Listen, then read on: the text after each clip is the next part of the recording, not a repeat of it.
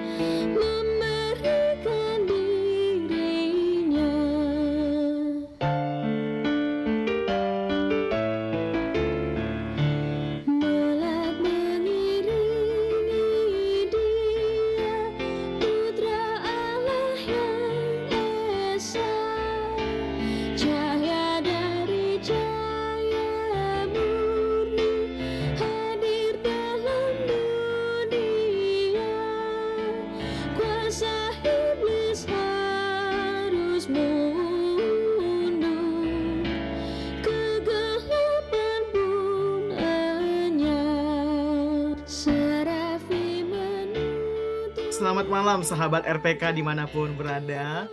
Salam sejahtera bagi kita semua. Dan kembali lagi ya Muger on air di Radio Pelita Kasih di jadwal rutinnya, yaitu Selasa minggu kedua dan keempat, dan hari Minggu di minggu pertama dan juga ketiga. Talk show ini merupakan kerjasama Yayasan Musik Gereja atau Yamuger dengan Radio RPK 96,3 FM.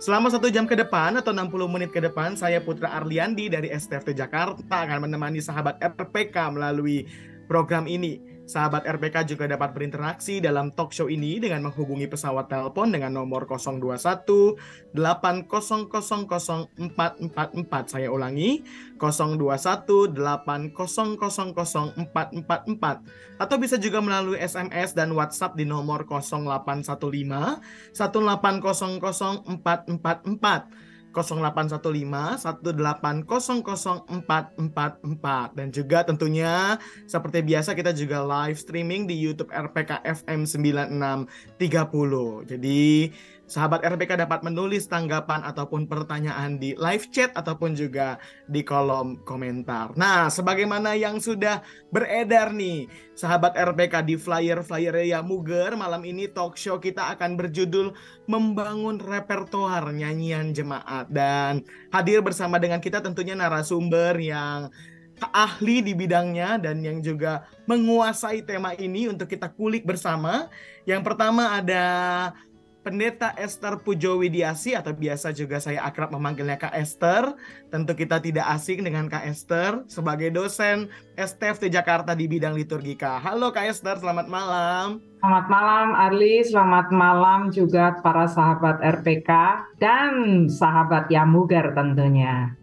Asik, salam dari Jakarta ya nih, Kak Esther lagi di luar kota nih, menyempatkan waktu bersama dengan kita. Ya, saya sedang berada di Ngayut, Jogarta, Hadiningrat. Wih, luar biasa. Saya akan bagikan di talk show kita kapan ya nanti kalau kita ada giliran lagi nih mengenai mengapa saya berada di Yogyakarta. Wah, sangat menarik. Sehubungan juga dengan nyanyian jemaat tentu saja. Wih, mantap. Oke Kak, ditunggu. Dan yang kedua, narasumber kita juga jauh ini ada di Malang. yaitu Mas Pendeta Diki Agung Triatmojo atau biasa saya akrab memanggilnya juga Mas Diki. Halo Mas Diki. Ya, Ar, gimana kabarnya? Baik, baik. Gimana Mas Malang, Mas? Ih, dingin, makanya aku pakai ini ya, double. Waduh, sangat berbeda dengan kita di Jakarta Iya, sini ya, Kak. Ya yo, beda banget ampun. ya. Iya, betul. Iya, sahabat RPK, Mas Diki adalah alumni STFT Jakarta juga dan pendeta GKJW atau Gereja Kristen Jawi Wetan. Dan saat ini melayani sebagai staf di Institut Pendidikan Teologi atau IPTH Balewiata untuk bidang liturgi dan musik ibadah. Nah, bersama dengan kedua narasumber ini kita akan membahas terkait dengan tema kita pada malam hari ini. Nah, tapi sebelumnya ini Kak Esther dan Mas Diki, kita kayaknya juga termasuk saya jarang-jarang nih dengar istilah ini, repertoar nyanyian jemaat. Mungkin repertoarnya nih agak-agak jarang, agak-agak asing. Tapi mungkin sebelum lebih jauh kita bicara tentang repertoar nyanyian jemaat, kita mungkin perlu mulai dari pertanyaan mendasar begitu ya, supaya kita para pendengar semua dan juga kita semua menyamakan persepsi kita. Untuk itu pertanyaan saya mulai dengan ini, Kak Esther dan juga Mas Diki. Apa itu nyanyian jemaat dan kenapa sih kali ini kedua narsum Kak Esther dan Mas Diki memilih terminologi ini? Mungkin boleh dari Kak Esther, Kak. Ya, baik. Terima kasih, Arli. Nah, kalau nyanyian kita tahu ya, nyanyian itu satu bentuk musik yang ada teksnya, ada syairnya, atau juga biasa disebut lirik. Nah, sehingga kalau nyanyian, nah ini menurut ilmu musik ya, dia memiliki ada lagu, yaitu biasanya kalau dalam buku-buku terbitan, buku-buku nyanyian terbitan Yamuger itu hanya tertulis satu suara ya, Kidung Jemaat, PKJ, NKB, NKB bukan terbitan Yamuger, maaf. Kidung Keesaan yang terbaru ya. Nah, biasanya satu suara saja itu melodinya, tapi ada juga versi 4 suara tentu saja, atau versi paduan suara. Nah, itu lagu. Kalau kita lihat di Kidung Jemaat, di PKJ ya, Kidung Keesaan itu selalu ada tuh lagu ciptaan siapa, syair ciptaan siapa. Nah, itu nyanyian ya, kita sebut nyanyian. Nah, kalau jemaat itu sebetulnya sama dengan gereja. Jadi sebetulnya nyanyian gereja, nyanyian persekutuan lebih tepatnya juga ya, bisa dikatakan nyanyian persekutuan. Jemaat itu kumpulan orang sebetulnya ya. Makanya kita kan sering berjemaah. Nah, itu sebetulnya kan bersekutu ya, satu perkumpulan, satu persekutuan begitu. Nah, jadi memang kalau kita bicara tentang nyanyian jemaat, dia biasanya dinyanyikan dalam ibadah komunal, sifatnya komunal atau perkumpulan-perkumpulan orang yang menyanyi nyanyian-nyanyian gereja, itu nyanyian-nyanyian persekutuan, nyanyian-nyanyian jemaat. Nah, itu apa namanya ya, sederhananya ya. Tapi kemudian selain nyanyian jemaat, kita juga kadang-kadang mendengar nih ada istilah nyanyian ibadah atau nyanyian liturgi. Nah, itu khusus nyanyian-nyanyian yang memang difungsikan, dinyanyikan dalam peribadahan kita atau dalam liturgi kita. Biasanya liturgi minggu ya, selalu ada nyanyian. Dan sifatnya dia komunal, nyanyian-nyanyian yang dapat dinyanyikan oleh banyak orang, bukan hanya solo-solo begitu. Sehingga ada tingkat kesulitan tertentu yang harus kita perhatikan ya, kaidah-kaidah nyanyian jemaat itu seperti apa. Nah, nanti mungkin di satu sesi kita bisa bicara tentang tersebut. Selain itu ada juga misalnya istilah musik jemaat atau musik gereja, ya kan? Nah, ini lebih luas lagi nih, tidak hanya nyanyian perkumpulan saja, nyanyian yaitu musik yang terdiri dari melodi atau lagu ya. Lagu itu sebetulnya tidak hanya melodi sih, bisa juga ada aransemennya ya. Tapi ada lagunya, ada kemudian ada syairnya, itu nyanyian. Nah, kalau musik mungkin bisa juga masuk di situ musik instrumental misalnya ya, atau musik paduan suara, atau musik vokal grup gitu. Jadi dia lebih luas cakupannya ya. Kemudian ada juga yang mengatakan musik liturgi. Nah, musik yang difungsikan khususnya dalam kita beribadah. Nah, tadi sehubungan dengan nyanyian liturgi ya, atau nyanyian ibadah. Jadi ada memang teks-teks khusus yang kalau di beberapa gereja itu sudah paten dinyanyikan atau diucapkan dalam ibadah kita ya. Misalnya kalau di gereja saya nih setelah pembacaan Alkitab misalnya menyanyikan Haleluya ya, atau Maranatha, atau Hosiana ya. Kemudian ada juga gereja-gereja tertentu kalau pas perjamuan kudus selalu sakramen perjamuan ada dinyanyikan Anak Domba Allah misalnya ya. Tapi juga ada gereja-gereja tertentu yang menyanyikan Kyrie atau Tuhan kasihani saat tobat itu ya, atau saat pengakuan dosa misalnya. Nah, di gereja-gereja yang tradisional misalnya ada satu paket tuh istilahnya ya, ordinarium. Nah, teks-teksnya sangat rutin dinyanyikan. Jadi kalau setiap ada liturgi ya, yang ada misa misalnya, disebut misa ya. Nah, itu ada satu set khusus liturgi, teks liturgi yang dinyanyikan yang dinamakan ordinarium, yang biasa, begitu kira-kira Arli. Oke, berarti kalau aku bisa simpulkan, nyanyian jemaat itu yang menjadikan dia berbeda konteksnya ya Kak, konteks di mana dia dinyanyikan yaitu di tengah-tengah persekutuan atau di tengah-tengah perkumpulan orang-orang yang beribadah. Nah, Mas Diki mungkin ada yang mau ditambahkan Kak terkait nyanyian jemaat? Ya, makasih Arli. Sebenarnya ini menarik ya tema tentang nyanyian jemaat gitu ya, karena sebenarnya nyanyian misalnya sebelum kita ngomong tentang jemaat, nyanyian itu kan sebenarnya mewakili perasaan tertentu gitu kan, bisa isinya ada sedih gitu, ada gembira gitu, ada jatuh cinta dan banyak macam-macam perasaan gitu. Nyanyian jemaat itu sebagai tradisi gereja yang sudah diwariskan berabad-abad gitu, itu jadi semacam jalan dari umat gitu untuk menyampaikan curahan perasaan, curahan hati gitu, apa yang digumuli di dalam kehidupan itu kepada Allah. Kalau seperti yang dibilang sama Kak Esther tadi, memang itu akhirnya jadi sebuah pattern gitu dalam sebuah ibadah atau persekutuan di mana umat memuji Allah, menyampaikan perasaan-perasaannya gitu kepada Allah, sehingga dari situlah ada sebuah chemistry gitu antara manusia dengan Tuhan, sehingga dalam satu kajian begitu, kalau di STF Jakarta saya ingat disebut himnologi begitu, memang mengubah itu nyanyian jemaat, lirik, kemudian lagu, itu semua ada kaidahnya supaya perasaan umat itu bisa kewakili. Oke, thank you Mas Diki, thank you Kak Esther. Sahabat RPK, kita akan break sejenak sebelum kita melanjutkan lebih jauh di pembicaraan kita malam hari ini.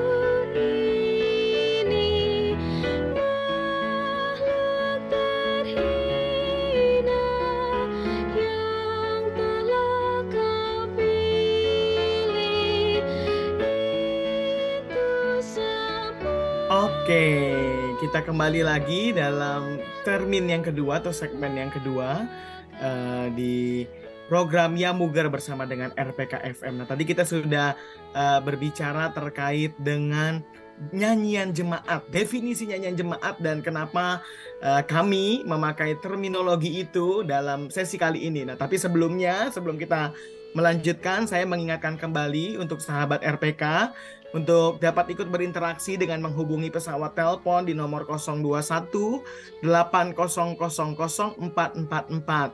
Saya ulangi 021 800 444. Dan juga atau bisa melalui SMS dan WhatsApp di nomor 0815 1800 444 atau melalui juga kolom komentar dan juga kolom live chat di live streaming YouTube RPK FM 9630. Nah, tadi melanjutkan pembicaraan tadi nih Mas Diki dan juga Kak Esther, saya juga teringat salah satu hal yang atau unsur yang penting dalam nyanyian jemaat, dia juga bersifat edukatif begitu ya Mas Diki dan juga Kak Esther. Jadi dia membentuk juga pemahaman teologi umat dan juga membangun penghayatan iman umat terhadap maksud yang ada dalam teks tersebut begitu. Dan saya ingat juga bahwa nyanyian jemaat juga bisa dilihat sebagai cerminan dari teologi gereja. Betul begitu ya Kak Esther ya? Betul. Nah, sehingga nyanyian jemaat kita percaya sebetulnya dia diberi istilahnya diberi otoritas tertentu ya, karena tadi sebagai sebuah teologi, bisa dikatakan sebagai teologi akar rumput, teologi jemaat ya. Nah, kalau kita bicara mengenai teologi, kalau di dalam ibadah bukan hanya kita berbicara tentang Allah, tetapi kita berbicara kepada Allah. Dan kita percaya Allah berbicara kepada kita juga. Jadi melalui nyanyian ya, apalagi kalau syairnya itu entah dia sangat dekat dengan Alkitab ya, atau langsung dikutip dari Alkitab. Ya, nah itu sangat istilahnya memiliki bobot otoritas teologis yang sangat kuat ya. Kalau misalnya di situ ada Allah berbicara, nah itu dia ya, sangat kuat ya bobot teologisnya. Jadi bukan hanya ekspresi, kadang-kadang syairnya tidak hanya mengekspresikan perasaan manusia kepada Allah, tetapi juga kehendak Allah atau sabda Allah, firman Allah kepada umatnya, begitu, kepada manusia. Nah, gitu Arli. Jadi dua arah ya selalu. Kalau dalam ibadah terjadi dua arah ini. Allah kepada manusia, manusia kepada Allah. Begitu. Betul. Nah, ngomong-ngomong tentang nyanyian jemaat nih, Mas Diki dan juga Kak Esther, kita kan bertiga ini dari sinode yang berbeda-beda ya, sekalipun masih satu aliran begitu, tapi itu berarti kan nyanyian jemaat kita beragam nih. Nah, gimana nih Mas Diki, Kak Esther, pengalaman di jemaat, mungkin boleh sharing-sharing juga nyanyian jemaat di sinode masing-masing, apa sih yang dipakai? Nah, kalau aku sendiri, kalau di GPIB yang pasti tentunya nyanyian jemaat terbitan Yamuger begitu ya, nyanyian-nyanyian yang tradisional, yang juga hymn sifatnya, lalu juga ada nyanyian yang GPIB sendiri terbitkan gitu lewat Gita Bakti dan mungkin lebih dekat dengan pemahaman iman GPIB. Kidung Keesaan juga baru masuk, terbitan Yamuger juga sebenarnya tergolong. Dan sebetulnya ada juga nih Mas Diki dan Kak Esther, ini juga yang mungkin menarik, nanti kalau ada waktu kita bahas, atau mungkin juga nanti bisa selip-selip kita bahas tentang nyanyian kontemporer atau pop rohani yang sempat mungkin mengalami beberapa perdebatan juga, tapi syukurnya kami sudah mengakomodir itu sejauh dia sesuai dengan pemahaman teologi sinode atau GPIB gitu. Kalau Mas Diki sendiri gimana Mas di GKJW Mas? GKJW sebenarnya sama ya, karena apalagi Arli bilang kita ini sealiran gitu ya. Jadi buku primernya itu pasti terbitan ya Muger Kidung Jemaat gitu. Kalau Kidung Kesan kami masih belum gitu, tapi seperti Kidung Jemaat, kemudian pelengkap Kidung Jemaat, juga NKB begitu, itu jadi bagian dalam peribadatan ya. Lalu kalau secara lokal gitu, seperti GPIB punya gitu, kami juga punya yang namanya Kidung Kontekstual, itu nyanyian yang memang berangkat dari apa istilahnya budaya Madura dan Osing gitu yang ada di Jawa Timur juga. Dan selain itu tentu seperti gereja-gereja yang lain tentu juga ada seperti yang Arli bilang nyanyian kontemporer gitu. Tapi saya mau menambahkan sedikit terkait dengan apa yang tadi Arli sampaikan, bahwa bagaimanapun memang apa yang kita nyanyikan dalam ibadah itu kan sebenarnya kaitannya juga dengan teologi gereja, karena buku nyanyian itu adalah salah satu dokumen teologi gereja. Nah, kalau disebut salah satu dokumen teologi gereja, maka dari situlah kita bisa melihat sejauh mana gereja itu berkembang dan juga bersesuaian dengan perkembangan teologi yang ada. Karena bagaimanapun gereja itu kan selalu melintasi zaman ke zaman, gitu kan. Sehingga perlu ada penyesuaian, dan kalau nggak salah gitu ya, beberapa tahun sekali itu gereja itu perlu untuk mengevaluasi konten kandungan teologi dari buku nyanyiannya supaya tetap bisa bersesuaian dan mengarungi zaman yang memang harus dihidupi gitu. Dan bukan hanya teologinya nih Mas Dik, tapi juga lagunya. Ya, Nah, kan lagu kita juga terus berkembang. Nah ini karena ada GKJ, GKJW kan kita memiliki buku yang sama ya, buku berbahasa Jawa itu, KPJ, KPJ. Kitung Pasamuan Jawi ya kalau nggak salah ya. Iya betul Kak. Nah, itu ada 500-an nyanyian, saya baru lihat itu yang terbaru ya. Nah, lagunya juga berkembang tuh, bisa dilihat. Tadinya lagunya dari barat saja, Mazmur Jenewa, ya kan ya, yang Kitung gitu, yang cuma yang tipis itu kan Kitung. Itu yang pertama kali tuh, yang berbahasa Jawa tuh banyak kan Mazmur Jenewa. Nah, sekarang ada juga lagu Jawa yang di situ ada di dalam buku tersebut kan. Gita Baptik pun kan begitu kan ya Arli ya.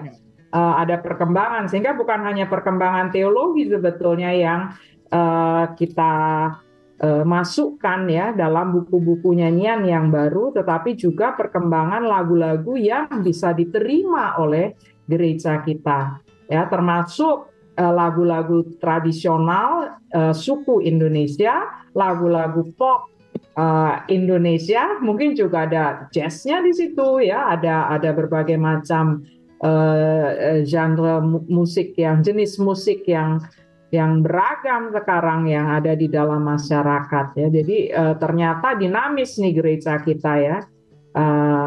Oleh karena itulah kita malam ini membicarakan bagaimana sih membangun repertoar. Nah, begitu kan ya jadinya. Iya, betul Kak. Betul, Tapi betul. juga selain dari buku-buku terbitan Yamuger, sekali lagi NKB bukan terbitan Yamuger ya, originally pada mulanya itu dari Sinode GKI sebetulnya, bukan dari. Tapi kalau kita lihat gereja-gereja di Indonesia bagian timur ya, misalnya GPM, bahkan GKI Tanah Papua ya, mereka masih menggunakan buku-buku nyanyian yang lawas sekali, yang lama ya, yang bisa dikatakan itulah buku nyanyian yang tergolong pertama yang berbahasa Melayu di bumi Nusantara ini ya, misalnya Mazmur dan Tahlil. Kemudian ada dua sahabat lama, dua sahabat baru. Tetapi di GPM yang saya tahu juga ada terbitan yang baru tuh buku. Saya lupa judulnya apa. Dia warnanya biru sampulnya, buku nyanyiannya, dan cukup tebal yang isinya nyanyian-nyanyian etnik gitu, atau nyanyian-nyanyian yang lagunya memakai elemen-elemen lagu tradisional atau lagu etnik di Maluku ya. Nah, tapi juga memakai bahasa yang dekat dengan bahasa di Provinsi Maluku itu. Saya di pokok ya GPM kan, Gereja Protestan Maluku itu Maluku. Mungkin bukan hanya Provinsi Maluku ya, tapi yang di sekitar kepulauan Maluku itu. Nah, jadi sangat menarik sebetulnya. Terus terang saya belum meneliti lebih dalam bagaimana teologinya. Nah, mungkin di sini nanti ada yang dari mahasiswa-mahasiswi atau calon mahasiswa-mahasiswi yang tertarik untuk meneliti lebih lanjut buku tersebut ya, buku yang baru, bahkan bisa menarasikan sejarah buku-buku nyanyian jemaat GPM. Akan menarik sebetulnya, memperkaya khasanah himnologi Indonesia yang masih jarang sekali dituliskan. Begitu. Yes, betul. Dan karena mengingat kedinamisan itu, makanya salah satunya Kidung Kesan itu ada ya kayak sebagai bagian dari pergumulan Yamuger terkait dengan perkembangan nyanyian ya. Jadi jangan lupa order. Kalau ada yang belum pesan Kidung Jemaat, termasuk Kidung Keesaan, termasuk Kidung Keesan 4 suara, jangan lupa order di Yamuger. Ini pesan promosi nih. Oke. Ini sindiran telak buat GKJW ya. Oke, Mas Diki dan Kaiser, obrolannya makin seru, tapi kita harus break sejenak dan kita akan kembali setelah break berikut ini. Oke deh.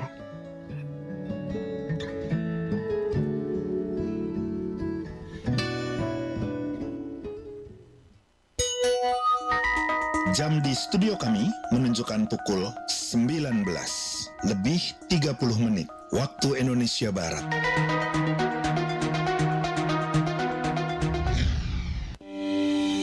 Di era digital ini, anak-anak kita berhadapan dengan banyak tantangan.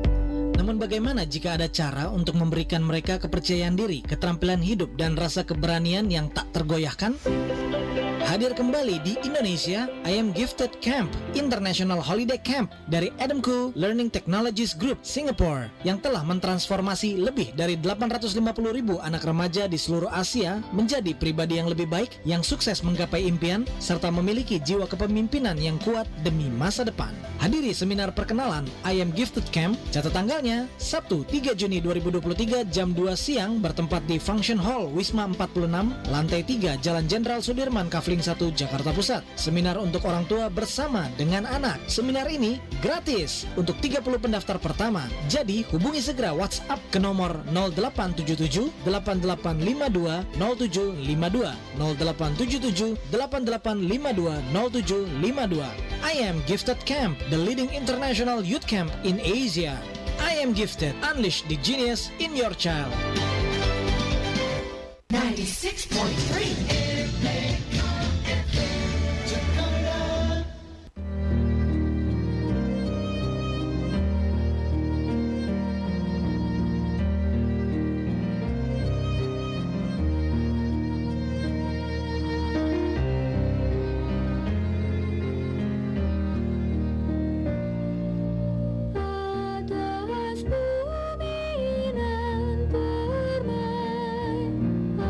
Atas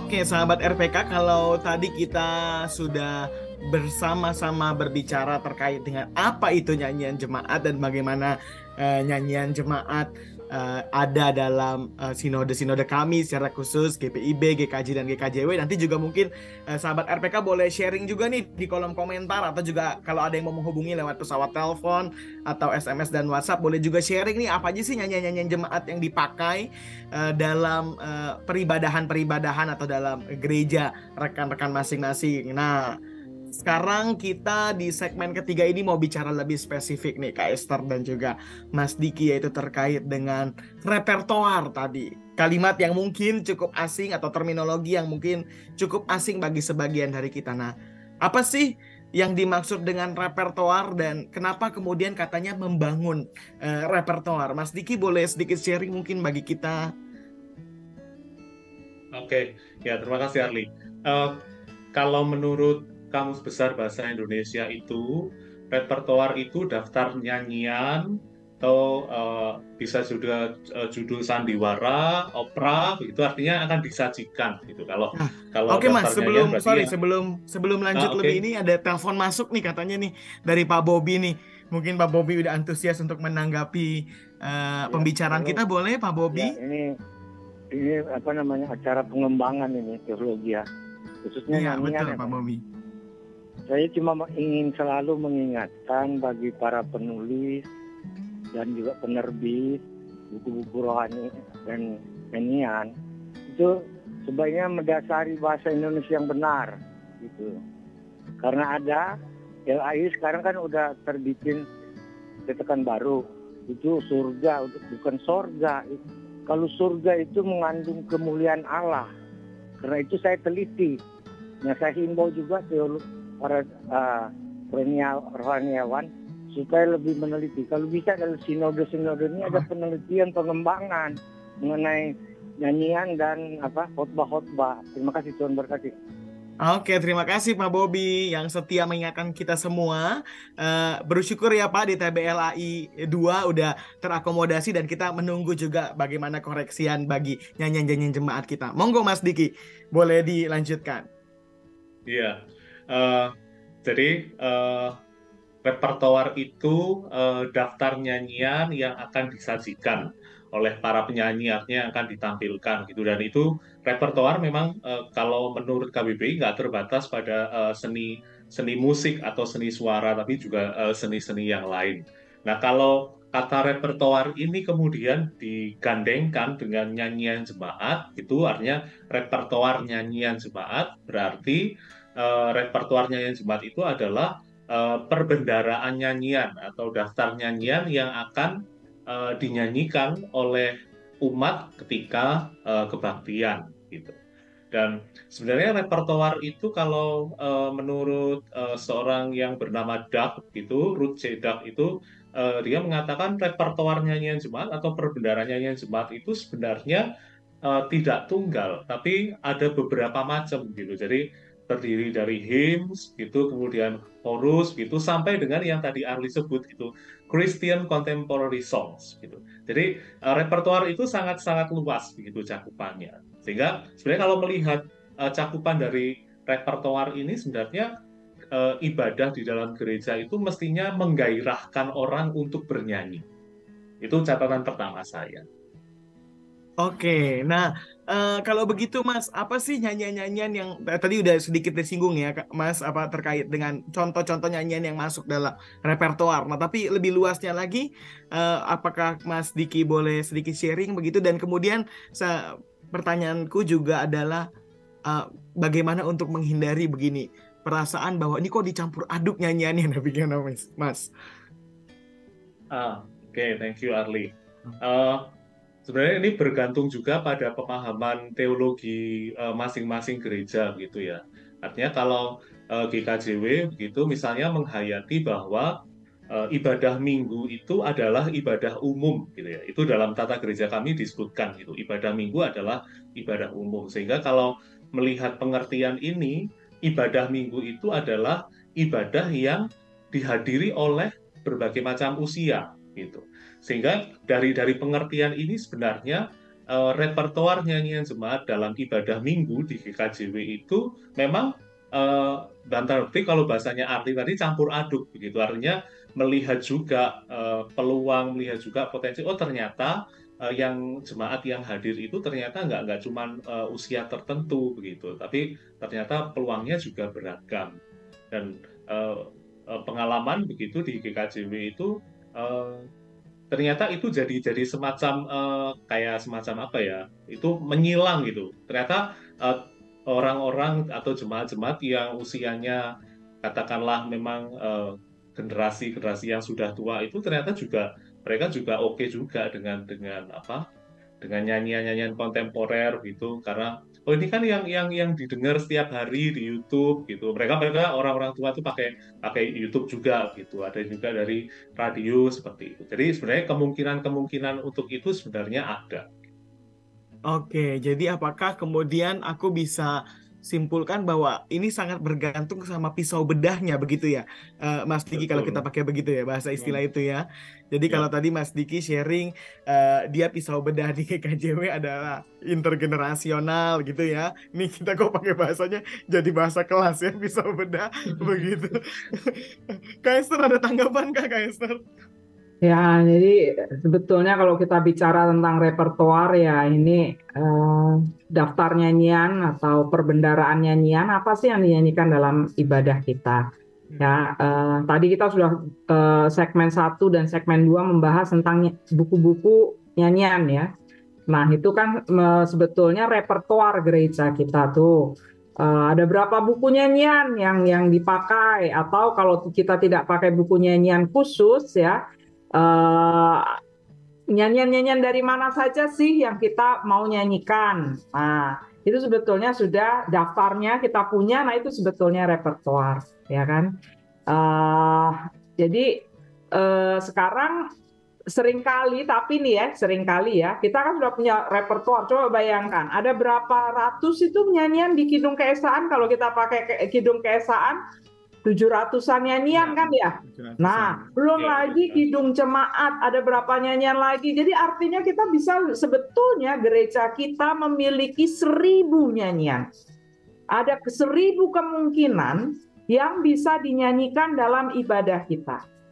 Ya belum lagi nih nyanyian-nyanyian dalam tanda kutip tidak resmi ya, yang tidak ada dalam buku-buku nyanyian yang diklaim oleh gereja sebagai dokumen gereja resmi ya. Ada banyak sekali, tapi apa? Kita punya repertoar kecil lagi nih, ya kan? Dari 1000 berapa coba kira-kira yang kita nyanyikan dalam ibadah kita dalam 1 tahun? Berapa ayo? Ada sekitar 200? Mungkin 200-an, 300-an, coba dari 1000. Atau jangan-jangan cuma 100, ya itu saja. Karena nyanyiannya favorit, nyanyiannya enak, dan yang pasti mudah dinyanyikan. Jadi apa? Repertoar kita yang luas itu justru kita perkecil. Karena apa? Aduh, saya nggak tahu tuh cara nyanyinya bagaimana. Nyanyiannya nggak enak nggak asik Nah, gitu kan ya. Jadi kita memilih nyanyian-nyanyian tersebut yang menyebabkan perbendaraan nyanyian kita yang sangat kaya, yang luas itu, mulai dari nyanyian jemaat dari abad keempat sampai sekarang ini, tahun ini bahkan baru saja digubah, ya siapa tahu ya. Nah, tapi kenyataannya dalam ibadah kita 1 tahun, mungkin hanya 100 nyanyian. 200 nyanyian, padahal kita kan ada sekitar berapa minggu dalam 1 tahun? 52 minggu. Ya. 52 minggu dalam 1 ibadah minggu saja. Ada berapa nyanyian yang kita nyanyikan? 7, 6, 8 ya, kira-kira 6 sampai 8 nyanyian jemaat. Ya, belum lagi amin amin haleluya itu ya. Nah, kan ada macam-macam juga amin haleluya itu kan. Banyak, tapi itu dia gereja-gereja kita karena ini nggak enak, ini dari abad keempat nggak enak, nggak masuk lah dalam repertoar nyanyian kita, nyanyian minggu kita. Itu tuh yang enak tuh, ya udah itu aja setiap minggu dinyanyikan. 1 bulan bisa 2 kali suci suci su dinyanyikan misalnya, ya kan? Oke, betul Kak. Iya, itu kecenderungan kita ya Kak.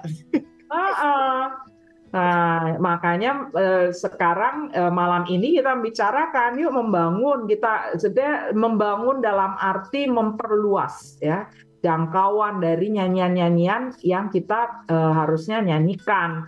Nah, jadi kita di sini nih melihat bagaimana sih caranya kita bisa memperluas repertoar, memperkaya repertoar, membangun repertoar kita sehingga kalau kita memiliki 1000 nyanyian sebetulnya secara resmi ya bagaimana toh kita bisa menyanyikannya 1000 itu ya mungkin dalam waktu 2 tahun mungkin atau bagaimana ya, tapi artinya jangan sampai kemudian yang sudah kaya itu kita persempit begitu. Oke, kita break dulu ya. Ya, thank you Mas Diki dan Kak Esther. Sahabat RPK jangan kemana-mana, kita akan lanjutkan setelah break berikut ini.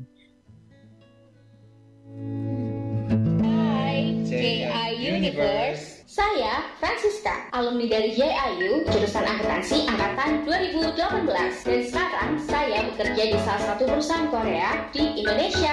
My name is Seung-yeol, who is one of international students from South Korea at JIU, majoring in English Literature Batch 2021. Jakarta International University adalah kampus internasional yang didirikan oleh profesional dan pengusaha dari Korea dan Indonesia, serta profesor dan dosen dari negara Korea, Indonesia, Jepang, dan Amerika Serikat yang mengajar dengan sepenuh hati. Dengan pilihan 6 program studi, yaitu Teknologi Informasi, Sistem Informasi, Desain Komunikasi Visual, Akuntansi, Sastra Inggris, dan Sastra Jepang. Dapatkan juga penawaran beasiswa yang menarik. Eits, tapi kuota terbatas ya. Dan yang paling seru, ada program pertukaran mahasiswa ke luar negeri dan dukungan dari JIU dan Perguruan Tinggi Korea Selatan, serta beberapa negara lainnya. Lokasinya di Kota Delta Mas, Cikarang Pusat, Kabupaten Bekasi, Jawa Barat. Biar jelas dan kalau mau daftar, langsung aja ke 0811 9911 725 atau kunjungi websitenya di jiu.ac. JIU, we dream of your great future. 96.3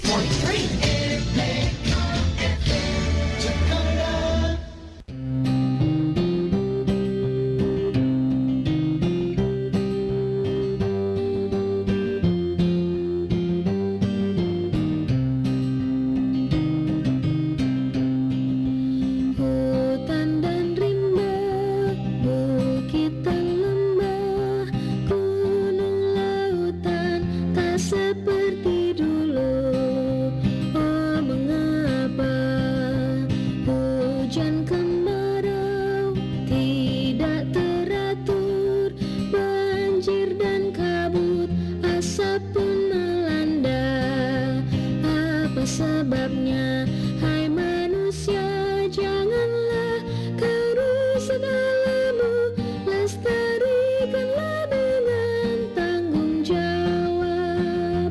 Alam ini titipan kepada umatnya, pelihara dengan hikmat. Alam semesta ciptaan Tuhan harus dijaga umat manusia. Oh, mengapa hewan, tumbuhan, tanah dan air kita pelihara sebagai berkat-Nya? Apa sebabnya, hai manusia, pelihara dan jaga semesta agar lestari hijau berseri, alam indah. Oke, sahabat RPK, tidak terasa kita sudah di sesi terakhir dari talk show kita malam hari ini. Dan tadi kalau sudah panjang bicara nyanyian jemaat, lalu repertoar begitu. Dan di sesi terakhir ini mungkin Mas Diki boleh sedikit berbagi dong dengan kita apa saja sih hal-hal praktis yang perlu diperhitungkan ketika kita membangun repertoar di jemaat masing-masing begitu supaya kita semua kemudian bisa memperhatikan hal ini?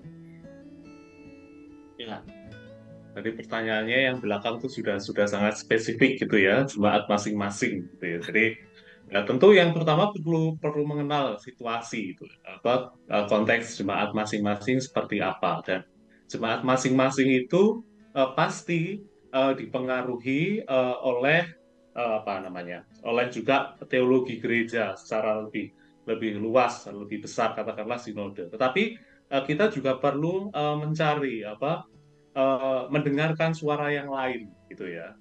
Mungkin saja dalam jemaat itu juga ada kayaknya nggak cukup ini gitu. Ketika kita mau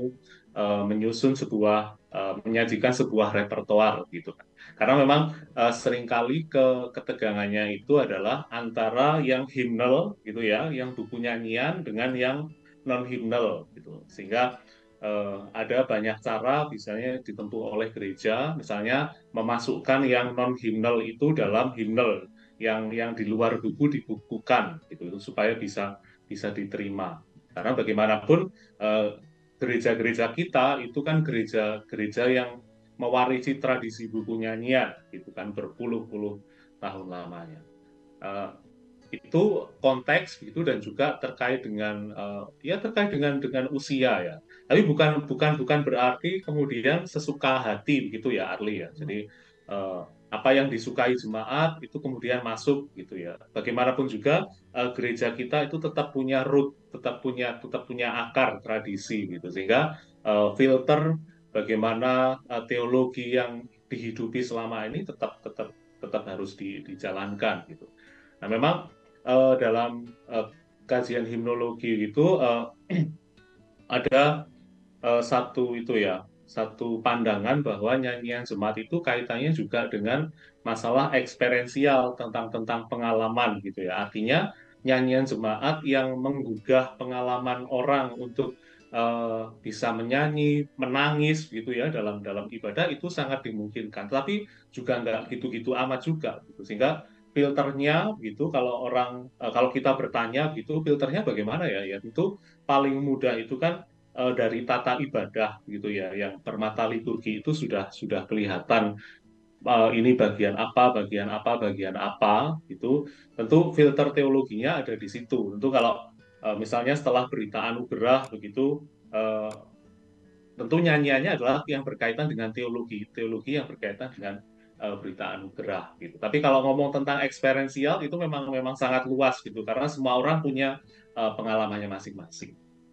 Oke, lagi-lagi nggak bisa tunggal ya berarti ya Mas ya, yang perlu diperhatikan itu ya, perlu beberapa hal yang perlu diperhitungkan. Kak Esther, ada yang ditambahkan Kak, mungkin apa saja yang mesti kita perhatikan Kak? Nah, yang pasti yang saya hendak usulkan adalah hilangkan kata alergi. Ya kan ya? Ini alergi, itu kan gerejanya dia, itu tradisi kekristenannya dia, bukan saya, begitu. Nah, hilangkan dulu nih dari kamus bahasa kita alergi, tetapi mari kita pelajari bersama. Ya, apa sih mengapa sebuah nyanyian enak dinyanyikan? Mengapa kok dia nyanyian tersebut menyentuh rohani saya, menyentuh jiwa saya, berkata apa sih nyanyian tersebut untuk saya? Tetapi bukan hanya saya, ada lagi untuk teman saya, untuk gereja saya. Nah, ini harus memerlukan waktu memang dan kesediaan kita untuk belajar, saling belajar. Ya, nah ini saya kira yang bisa menolong kita untuk memperluas repertoar. Jangan alergi, termasuk alergi nyanyian-nyanyian tempo dulu, ya kan? Wah, Mazmur Jenewa, susah, kok kagak mau belajar. Nah, begitu tuh, ya. Seringkali begitu, kita sudah susah. Nah, ini kan alergi susah toh, nggak mau belajar kalau sudah susah. Nah, ini dia saya kira yang harus kita hilangkan dari kamus kita. Ya, mari kita ganti dengan saya mau belajar, kami mau belajar. Nah, itu saya kira kuncinya ya. Ini kalau nggak salah minggu depan atau tanggal berapa itu Ibu Michelle dengan Pak Sony akan bercakap tentang Mazmur Jenewa ya. Nah, saya kira bagus sekali itu. Ayo dia dengarkan nih tanggal berapa tadi saya lihat sekilas flyernya ya. Nah, Minggu Kak, minggu tanggal 4. Minggu. Ya. Bagus tuh minggu ya. Jangan alergi dulu, jangan mengatakan ini susah, saya nggak mau, ini kuno, ini terlalu genjreng-genjreng, ini terlalu kontemporer, ya. Wah, kalau begitu kita nggak akan berkembang itu. Nyanyian-nyanyian kita, repertoar kita justru akan mempersempit karena inilah ini aku yang paling benar, ini gerejaku yang paling oke deh ya, teologinya yang teologi itu nggak. Janganlah demikian saya kira. Kalau begitu kita akan mempersempit. Saya nggak bisa baca not. Ya belajarlah baca not. Ya kan salah satu cara kita untuk memperluas, memperkaya kasanah nyanyian jemaat kita adalah melalui baca not. Nggak mau tuh. Ya kan? Nah ini kan praktis sekali nih. Yang sering kali justru kita lupakan. Sehingga apa? Ya udah kita puas dengan nyanyi itu saja. Nah, gitu. Sepakat Kak Esther. Iya, oke, menarik. Jadi supaya spektrum dan kekayaannya justru malah lebih luas ya Kak. Iya. Ya. Iya. Okay. Hilangkan kata alergi, hilangkan kata saya tidak mau belajar. Saya bisanya ini. Nah itu nggak akan maju kita kalau begitu ya. Oke, Kak Esther, ini ada sedikit tanggapan. Wah, tapi ini menanyakan nih Kak buat Kak Esther. Terima kasih untuk sharingnya. Bagus sekali Kak Esther di Yogyakarta di mananya Kak. Nah, nanti mungkin bisa janjian lebih jauh ya secara personal dengan Kak Esther. Mungkin mau ajak ke Kopi Jos mungkin atau makan bakmi Jawa. Silakan, nanti boleh janjian dengan Kak Esther. Oke, sahabat RPK, tapi sayang sekali kita telah hampir 60 menit nih. Untuk itu saya mau memberikan kesempatan terakhir untuk kedua narasumber kita, Mas Diki dan juga Kak Esther, untuk memberi closing statement sekaligus mungkin juga mempromot lebih kuat nih kenapa kemudian gereja-gereja kita atau jemaat-jemaat kita perlu untuk membangun repertoar. Dari Mas Diki boleh Mas? Closing statement saya berasal dari pertanyaan praktis yang seringkali jemaat tanyakan gitu ya. Jadi kalau kami pakai nyanyian kontemporer gereja sebelah, nanti kami jadinya tepuk tangan loh gitu. Saya waktu itu saya jawab begini, tidak akan gitu ya. Karena apa? Gereja kita sudah sejak lama ruang arsitekturnya itu gereja yang berbasis bangku, dan yang kedua cara menyanyinya memegang buku. Jadi kalau mau tepuk tangan pasti bukunya jatuh. Dan kita juga susah untuk tepuk tangan, untuk lompat-lompat karena bangkunya gede-gede gitu kan. Nah, jadi nggak usah takut. Kita akan tetap belajar dan mengekspresikan sukacita, mengekspresikan isi syair itu dengan cara yang lain. Jadi tetap semangat belajar. Oke, thank you Mas Diki. Kak Esther. Nah, mengapa kok kita perlu memperluas repertoar nyanyian kita? Ya, karena memang dunia ini terus berubah, ya. Masyarakat kita terus berubah, gereja kita terus berubah. Tetapi Kristenan juga tetap setia pada tradisi Alkitab kita, ya kan? Tradisi iman kita, dan semuanya itu bisa kita lihat, bisa kita nyanyikan, bisa kita hayati bersama melalui nyanyian. Nah, tradisi kekristenan ini sudah berapa ribu tahun? Nah, itulah repertoar, sepanjang itulah seharusnya repertoar nyanyian jemaat kita. Oke, thank you Kak Esther dan juga Mas Diki. Makasih untuk sharing-sharing kita kali ini ya, Kak Esther dan Mas Diki. Sungguh sharing yang bermanfaat. Semoga kita juga bisa sharing-sharing lagi nih soal nyanyian jemaat di lain waktu. Dan tadi, sebagaimana juga Kak Esther singgung, di minggu nanti, tanggal 4 akan membahas terkait dengan Mazmur Jenewa bersama dengan kami Sel dan Pak Sony.